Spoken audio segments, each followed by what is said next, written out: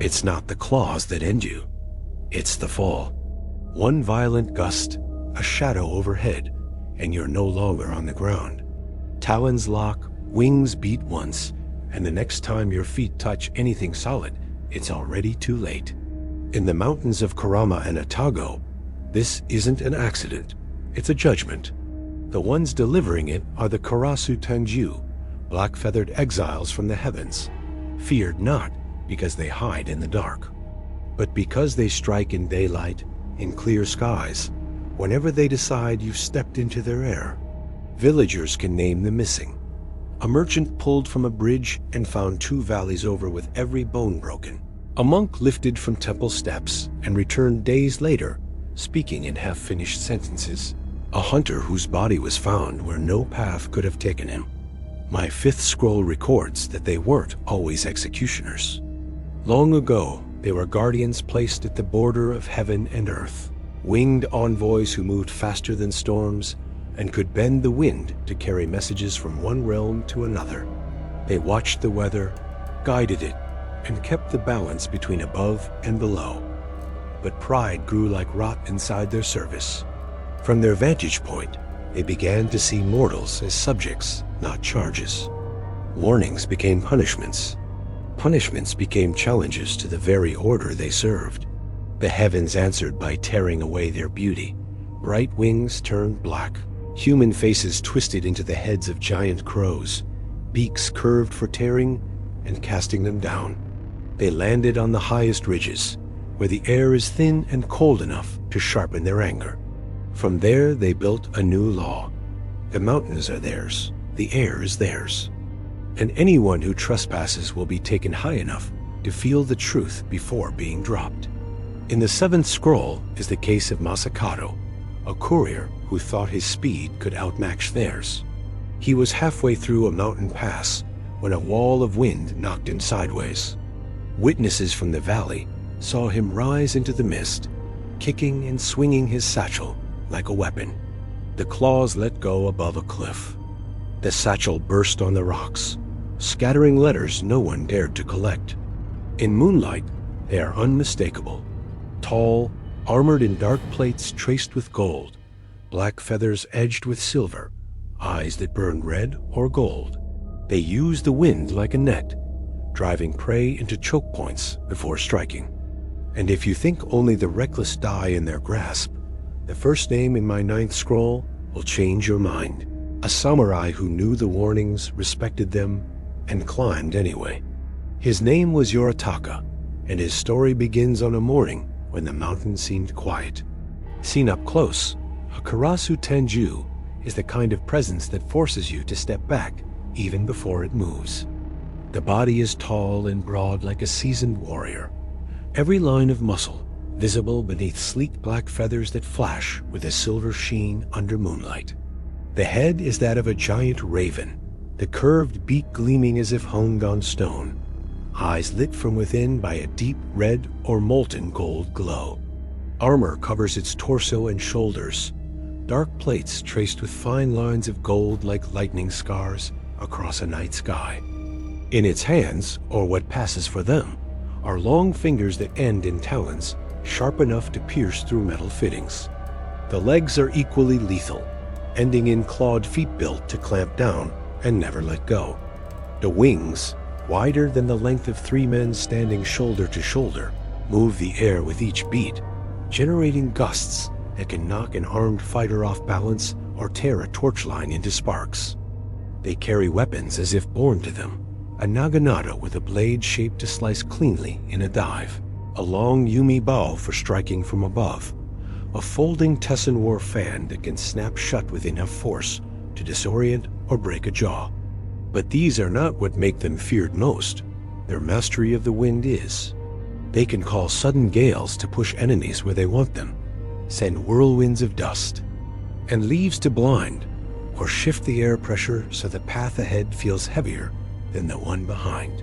The lift and drop attack is their signature, but in open combat, they use the air like a weapon, making the ground itself feel unstable.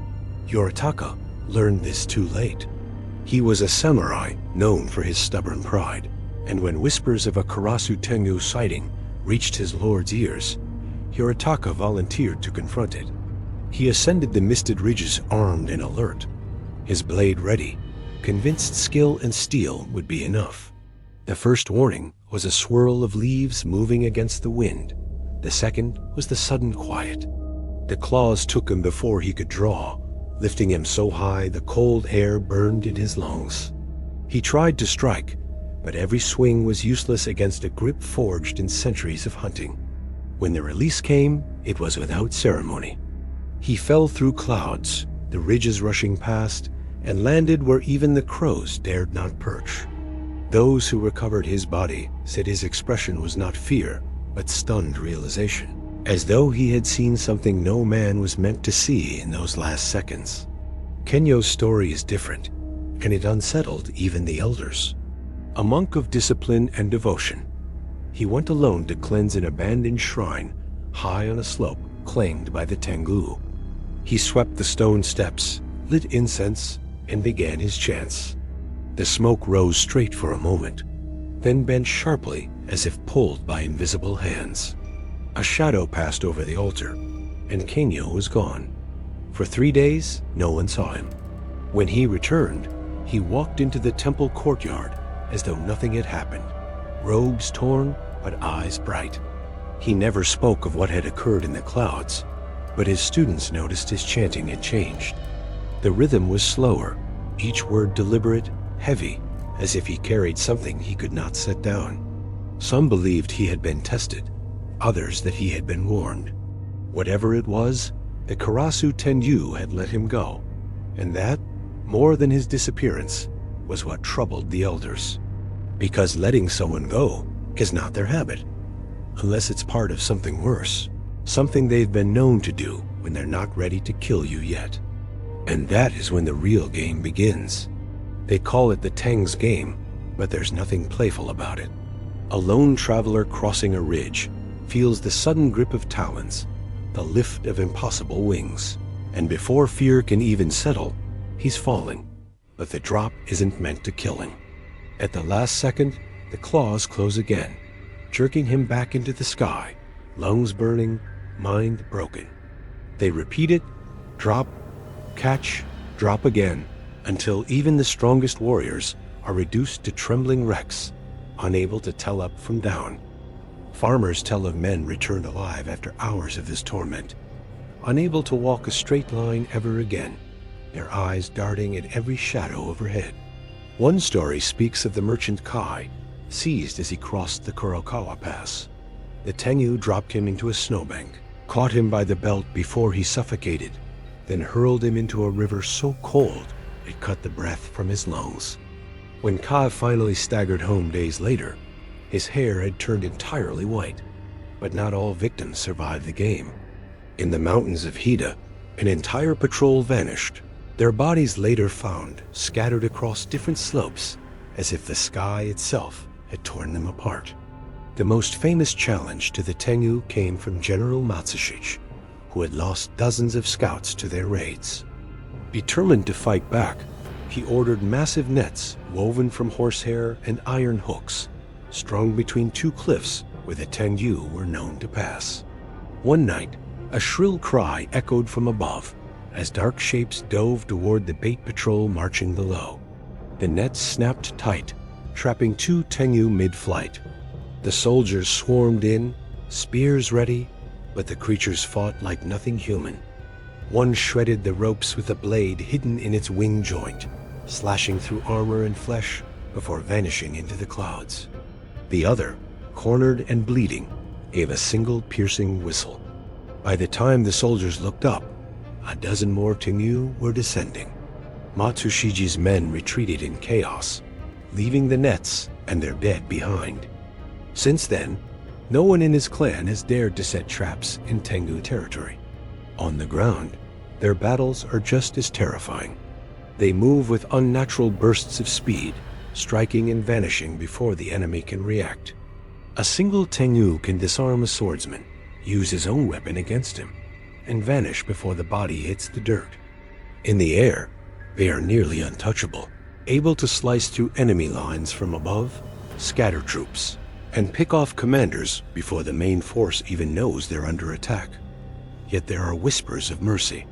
The old monk Enryu claimed that as a boy he was seized by a Tengu, only to be set gently on a ledge above the valley, with a single rice ball left beside him. No one knows why. Some say it was pity, others that it was a warning. Another account tells of a wounded soldier spared after refusing to drop his sword even when dangling 100 feet above the rocks. Whatever their reason, these rare acts leave survivors with a sense that the Tengu's code is more complicated than simple cruelty. And that code is about to become far more dangerous when children are involved. Because the next tale is not about warriors, but about the boys of a mountain temple who decided to play a game of their own and found the Tengu waiting. The boys from the mountain temple thought they were safe. They had grown up under the cedar trees, chanting sutras, sweeping stone paths, never once imagining that the Tengu would waste their time on children. But winter brings hunger even to the sky, and one night, as snow muffled the forest, the boys began to hear strange sounds outside the temple walls. Scraping on the roof, a rush of air, the faint click of claws on tile. The abbot lit incense and muttered old prayers, said to ward off mountain spirits. But every man there knew the truth. No charm could keep a Tengu away once it had chosen you. The first to vanish was little Junpei, taken while gathering firewood at dawn. His footprints ended abruptly in the snow. No sign of struggle, no trail to follow. Just a single black feather lodged in the frozen earth. The monks doubled the watch, setting out bamboo poles with wind chimes. But the next night, the bells rang without wind. Kayet, the eldest boy, ran to see, and in that moment, the others saw him lifted from the ground by something they could not fully see against the stars. His scream cut short, swallowed by the cold sky. The survivors huddled inside, reciting sutras until their voices cracked, but prayers cannot anchor you to the earth when talons have already chosen.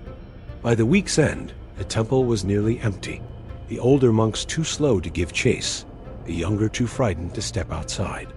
And when a single survivor stumbled back days later, one of the smallest novices, his story was worse than silence. He spoke of being dropped again and again, his body snatched from the air at the last instant, his captors laughing in voices like the wind tearing through dead branches. They had spared him only to send a message. The mountain belongs to them. The Teng's code is not written on paper, but in the way they choose their prey and the cruelty they allow themselves. They do not kill for hunger alone, nor for defense. They kill to remind you that the sky is theirs, that the ground you walk is nothing but a thin edge between falls. And sometimes, if they think you are worth the trouble, they will take you high enough to see the whole valley before deciding whether to let you live. The monks rebuilt the temple in spring, but the bells have never stopped ringing on windless nights. And anyone who hears that sound in the dark knows what comes next. They are coming to grab you, then drop.